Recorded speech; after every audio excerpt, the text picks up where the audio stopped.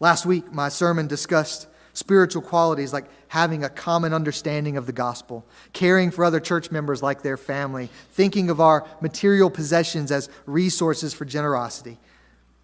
And if we want to start living in a way that increases the unity within this church, it will have far less to do with us changing our external behaviors than it will changing our internal postures, our internal attitudes. And in order for us to develop that common understanding of the gospel, which we know is so foundational for building unity, we need to be committed to consistently and attentively sitting under the teaching of faithful, gospel-centered pastors and teachers. You know, one of the things that encourages me the most right now in my life is when men like Dr. Aaron Mraz, who was here a few weeks ago, Dr. Alan Selimar, who will be with us in March. I love it when they come to preach at our church because I hear them sharing with us the exact same doctrines, the exact same details of the gospel that I try to teach you guys week in and week out. And if you've been here long enough, if you've been paying attention to what I've been preaching, you should be pretty familiar with things like the Great Exchange. Okay, this is where Jesus takes our sin upon himself on the cross. While at the same time, right, he gives us his own record of sinlessness, his own record of perfect righteousness.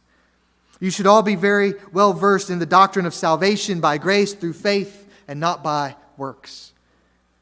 And you should know inside and out that Jesus, he didn't give up his life on a cross in order to make us healthy, wealthy, and happy.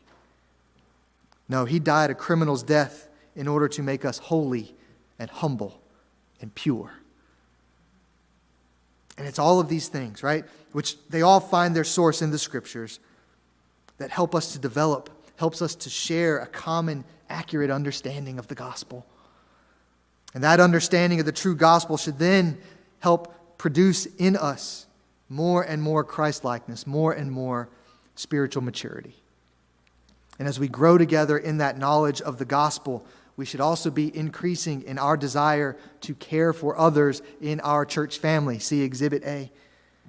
And we should become more willing to leverage and to utilize our material possessions and blessings to use as resources for being generous toward those who are in need. But all of this external change, all of this external transformation, it won't start with sheer willpower or determination. No, it starts by taking in and meditating on and with obeying the Word of God, not just on Sundays, but on all the other days as well.